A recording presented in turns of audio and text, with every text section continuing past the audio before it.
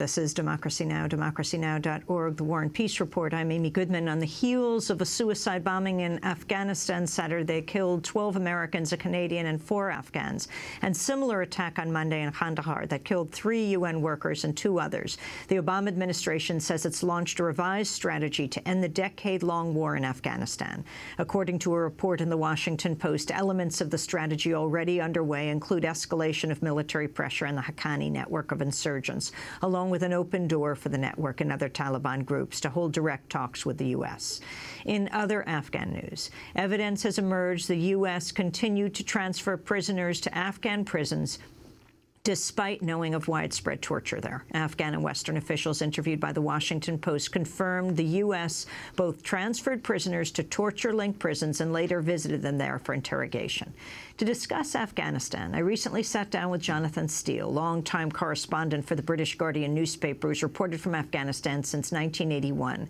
Steele's new book, Ghosts of Afghanistan, The Haunted Battleground, tackles the myths that he says have made it nearly impossible for the U.S. to construct a sensible strategy in the country or help build a viable Afghan state after 3 decades of war and foreign intervention. I began by asking Jonathan Steele about recently disclosed UN investigation that uncovered, quote, the systematic torture of prisoners by Afghan forces. The U.S. either knew, and I'm pretty sure they did know, or they deliberately didn't want to know. They turned a blind eye to it because they're funding these ministries and the prison system of Afghanistan, allegedly in order to try and reform them. And they were turning a blind eye to these incredible abuses that were going on there. I wanted to play a clip as the media takes us on and says this is an outrage that we're funding a security force in Afghanistan that tortures people, of a prisoner who was a prisoner in U.S. hands, Mozambique. You know him because he lived in Britain. This is a comment of Mozambique, the British citizen who was born in Birmingham.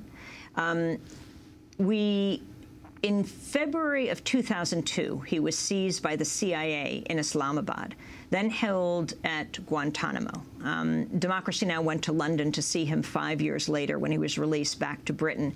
He talked about his experience.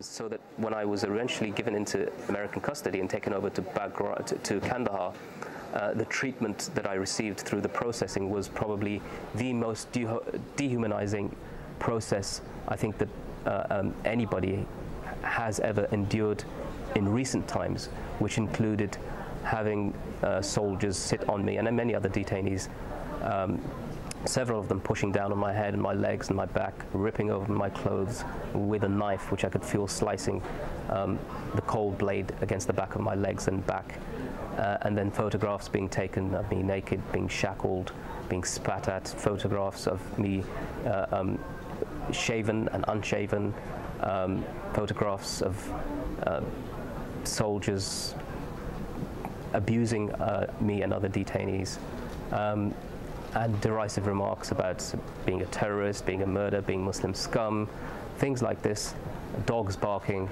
and then eventually being taken over to an FBI agent who looked rather strange with his FBI cap on, while I'm shivering there in naked, and him asking me when was the last time I saw Mullah Omar, when was the last time I saw Osama bin Laden, which was a standard question they asked of every detainee.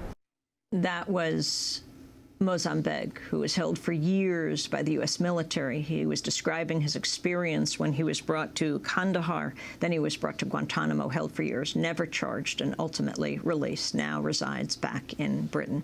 Jonathan Steele, as I listened to the pundits today asking this question, how could we support Afghanistan? What have they learned? Why don't they? Why haven't they learned from our training? It sounds like that's exactly what they've learned from our training. Exactly. I think it's really good that you've shown that interview, because they're learning from Guantanamo. Guantanamo preceded all this abuse that we're now hearing about. So it's been a two-way street. It's not a question of the Afghans doing this on their own. Let's talk about what is happening today in Afghanistan. You have covered it for 30 years. What should we understand today about what is happening there? Well, 2 days after 9/11, I wrote a column in The Guardian saying that if the US reaction was to put boots on the ground in Afghanistan and try to occupy that country and bring about regime change, they would suffer exactly the same fate as the Soviet Union. And I'm afraid to say that I've been proved right on that, because they're following exactly the same techniques as the Russians. It's what I call the garrison strategy. You hold the main cities, you try and keep the roads going open between them, and you make little forays into the countryside and try and push out a bit. But it doesn't work, because you create new resistance by being there. The resistance comes because you're there. You're not there because of the resistance. The occupying force itself creates the resistance. And so the crucial thing now is to recognize that the war is unwinnable. It is a stalemate. There is no military victory. And this is the lesson that I'm afraid President Obama hasn't yet learned from what the Soviets did, because Mikhail Gorbachev came into power in the Kremlin in 1985 after 5 years of war, when 9,000 Soviet soldiers had already died. He inherited somebody else's war from his predecessor, and he realized immediately that the war was unwinnable. He consulted his military. They also said the war is unwinnable. They didn't say we want a surge. They didn't say we want new troops, new equipment, more scope, more money. They recognized that the thing was a disaster. Obama hasn't yet recognized that, and in fact it's worse than that, because people like General Petraeus are still convinced that there can be a military victory. He has the ear of the president. He's the head of the CIA, sees him virtually every day. And so it's really important, I think, that the American public, and we know from the polls that more than half are against this war, really make their voice heard. I wanted to turn to the former head of U.S. and NATO forces in Afghanistan, General Stanley McChrystal. Speaking at the Council on Foreign Relations earlier this month, McChrystal said the U.S. invaded Afghanistan with what he called a frighteningly simplistic understanding of the country that continues to this day. We didn't know enough, and we still don't know enough. Most of us, me included, had a very superficial understanding of the situation and history, and we had a frighteningly simplistic view of recent history, the last 50 years, the personalities, the actions that occurred. Many people thought, well, they fought the Soviets, they defeated the Soviets, and then there was this Taliban period, and then we came in 2001. But there were so many forces at play and so many personalities in the 7 different Mujahideen groups, so many different actions that complicated that when we arrived, I think we were woefully underinformed. That was General Stanley McChrystal. Jonathan Steele. Well, it's an amazing admission. I mean, I think he speaks for everybody in the administration. He's at least had the honesty to say that. I mean, the people who took this decision to go to war, it was very similar to Iraq, in fact. It was done out of complete ignorance, without any real thinking about what happens on day 2. First, you topple the regime. Then what do? You end up occupying the country, trying this nation building, and resistance grows, and eventually you're forced to withdraw.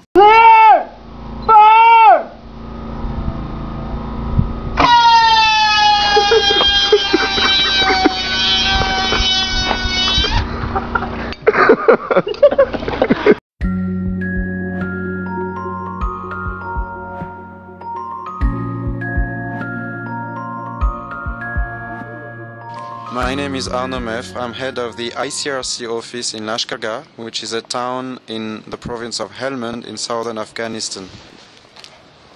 The conflict in Helmand is still very acute and volatile, with lots of IDs and casualties and fighting ongoing between the international forces and the armed opposition, the Taliban.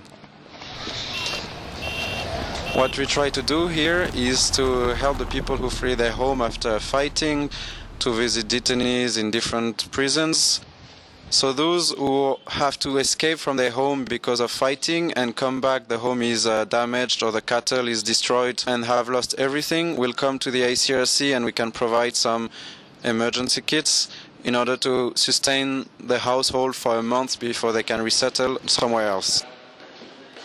When it comes to help family locate a missing relative or beloved one, unfortunately sometimes the missing relative is dead, and the ICRC, when finding the mortal remains, will help repatriate the body to the village in order to bury it close to the family according to Islamic standard in Afghanistan.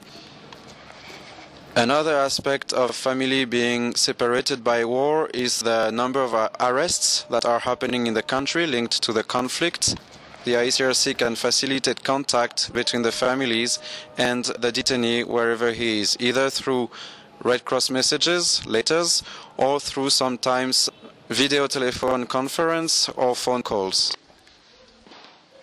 We can see from the feedback we have from the population that our operations here do have an impact and are very much appreciated and beneficial to the population.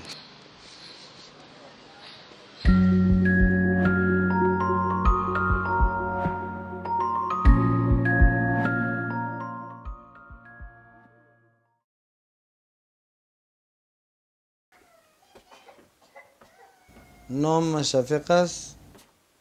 من یک آنتن ساز هستم. سنم 43 سال است. ازدواج کردیم. ثمره ازدواجم 2 طفل دارم. ما پای خود در کابل در جریان وظیفه در اثر انفجار مین از دست دادم و خود ما هم میخواستم یک انسان بسیار ماهر در کار خود باشم، ولی آرزوها بر هم خورد و همین معلولیت دما باعث شد در جریان عروسی ما برای ما یک تلویزیون روی نماکی داده شد.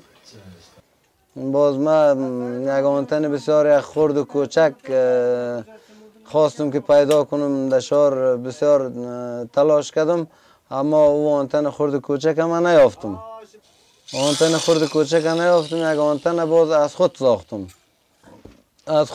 این آنتن ما واقعا یک آنتن بسیار عالی برآمد. طلا برتر بگرد پیوند که گرفت ایره بالا کرد. در بالا ایره که بالا کرد میگفت این خوب نتیجه داره. گفت این جور میکنیم. من گفتم خوب بیار. گفت من سرمایه ندارم. چرا؟ مرکز ارتوپدیک 2001 تا به این حال در حدود 903 نفر را قرضهای کوچک داده نمودیم.